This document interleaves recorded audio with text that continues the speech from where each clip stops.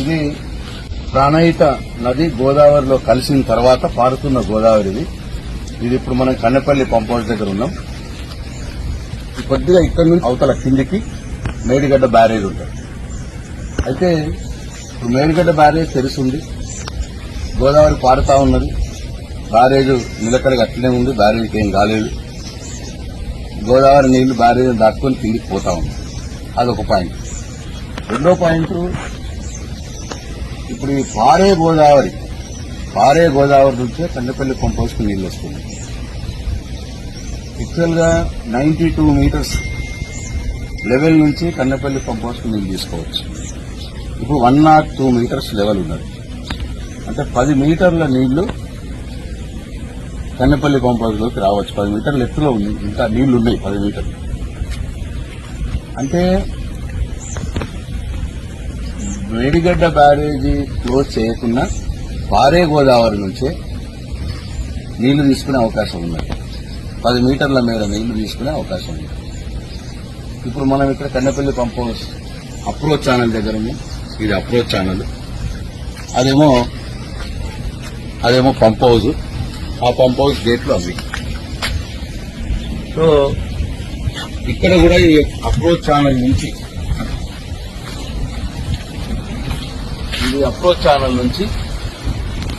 ఈ pump house కి ఆ గేట్లు 31 గేట్లు ఉన్నాయి. అక్కడ నీళ్లు ఆ గేట్ ఓపెన్ చేస్తే పంప్ హౌస్ లోకి పోయి పంప్ హౌస్ నుంచి అక్కడి నుంచి ఆ పైకి నీళ్లు లిఫ్ట్ చేయొచ్చు. అంటే ఇక్కడ అర్థమవుతున్నది ఏంటి, ఇప్పుడు రామగుండం దగ్గర మేము బ్రిడ్జ్ క్రాస్ చేసినప్పుడు అక్కడ గోదావరిని చూస్తే అక్కడ గోదావరిలో చుక్క నీళ్ళు లేదు. ఎక్కడైతే ప్రాణహిత నది కలిసిన తర్వాత గోదావరి, ఇప్పుడు నేను ఇంతకుముందు మీకు చూపించిన గోదావరి బ్రహ్మాండంగా పారుతా ఉన్నది. అంటే ఇక్కడ నుంచి ఎగువన గోదావరి ఏదైతే ఉన్నదో ఆ గోదావరిలో నీళ్లు లేవు.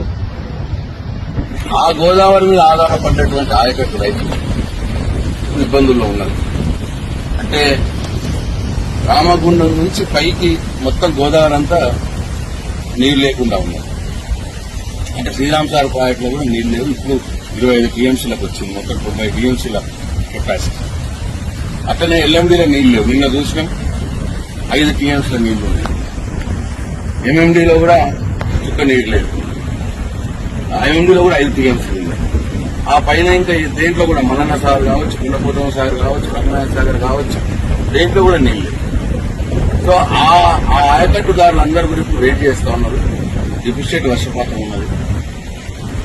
మనం అటో ఇటో కూడా మనం నాట్లేసినారు. బోర్ల మీద ఆధారపడి మన బోర్లు నడుస్తాయా నడవవా భయంతో ఉన్నారు, ఆందోళనతో ఉన్నారు. కాబట్టి ఇవాళ ఇక్కడి నుంచి కన్నెపల్లి పంప్ హౌస్ నుంచి నీళ్లు లిఫ్ట్ చేసి ఆ ఎగువ గోదావరి మీద ఆధారపడ్డటువంటి ప్రతి ఇటు ఎల్లంపల్లికి పంపించి, ఎల్లంపల్లి నుంచి ఎల్ఎండీకి పంపించి, వరకాలలో వేసి, వరకాలం నుంచి ఎంఎండీకి పంపించి, అట్లనే వరకాలం నింపి, దాని నుంచి మళ్లీ ఎల్ఎండీ నుంచి పైకి మిగతా రంగనాథ సాగర్ కావచ్చు, మల్లన్న సాగర్ కావచ్చు, కొల్లపొట్టం సాగర్ కావచ్చు, అవన్నీ కూడా నింపుకునే అవకాశం ఉంది. దాదాపు 140 టీఎంసీలు నింపుకునే అవకాశం ఉంది.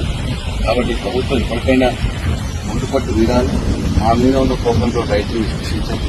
నీళ్లు ఇంత క్లియర్ గా కనిపిస్తా ఉన్నాయి. కాబట్టి నీళ్లను ఇమీడియట్ గా ఎత్తివేసి రైతులను ఆదుకోవాలని చెప్పి డిమాండ్ చేస్తాం.